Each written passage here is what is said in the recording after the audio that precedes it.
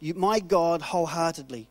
Now then, just as the Lord promised, he has kept me alive for 45 years since that time, he said to Moses, while Israel moved about in the desert. So here I am today, 85 years old. I am still as strong today as the day Moses sent me out. I am just as vigorous to go out to battle now as I was then. Now give me this hill country that you yourself heard then, that the Anakites were there and the cities were there, large and fortified. But the Lord helping me, I will drive them out just as he said.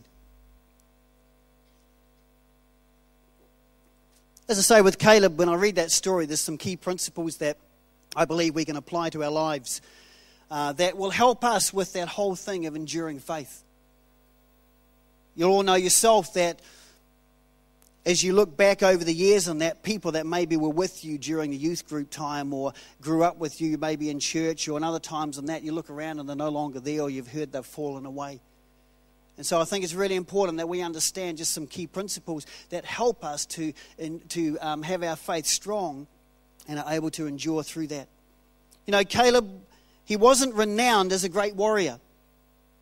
He wasn't renowned as a great tactician or even having special gifts in music or in the arts or things like that. He wasn't even a direct descendant of Israel, of Jacob, but he was from his brother Esau. But the interesting thing, the secret to Caleb's success was not found in his blood. It was found in his heart.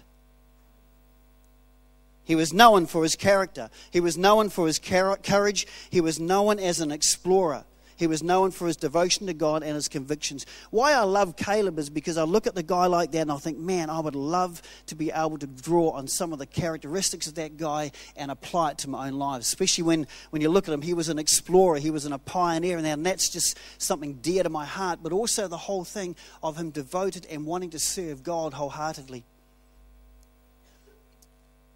Now, if we want to look at some of the key principles of enduring faith, then we need look no further than Caleb and his life and securing his inheritance.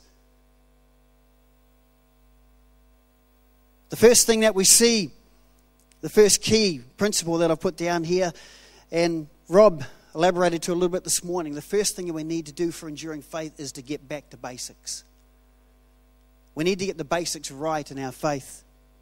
We need to remember the simple things. If you've been looking at the Olympics and that over the last little while and that, and the gymnasts and those on the trampolines and that, and I'll look at, man, they're just amazing in what they do and what they can perform on the parallel bars or on the beam or on the mats and that sort of thing. And you know, they have only got to where they are today because they got the basics right in the first place. It's interesting, I think it was one of the beams in that, I think it was a Canadian or the American girl, and she fell off. And all she does, she gets straight back up on it and keeps and takes up from where she left off and continued her routine in that. And that was pretty much because she was able to do that because she had the basics in that right. Caleb followed the Lord wholeheartedly. And to me, when I read that, that means that Caleb had got the basic stuff, the right principles in the right place, because it says he was able to follow the Lord wholeheartedly.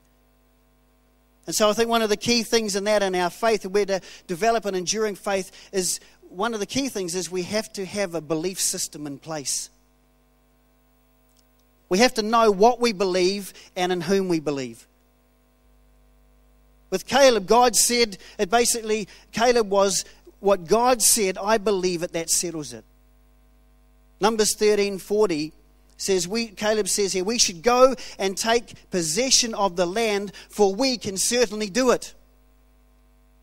He knew that God had said to Moses, this land is going to be yours. Choose the leaders from the tribes and send them in there because I'm going to give it to you. Caleb believed that and understood it, and as far as he was concerned, that's all he needed to know, because of his belief system and structure that he had in God. Numbers 14:8 says, Caleb also said that if the Lord is pleased with us, he will lead us into that land. His belief system kicking into place. The faith that he had in God. God said it, then I believe it, that settles it.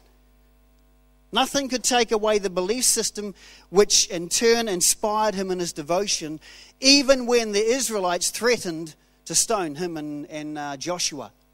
If you read on in those passages in Numbers and that, and when they stood their ground and would not be removed from it and stood against all the Israelite men and that, they threatened to stone them in the end because the others did not want to go into the land. Caleb said in Numbers 14, he says, the land we passed through was exceedingly, we explored was exceedingly good. Caleb's belief system was also confirmed in him through his own experience. You know, we've all experienced things in our life, and I know from what I've been through and experienced and the opportunities we've had, that reconfirms time and time again God's love and God's purpose and plan that He has for my life through my own experience.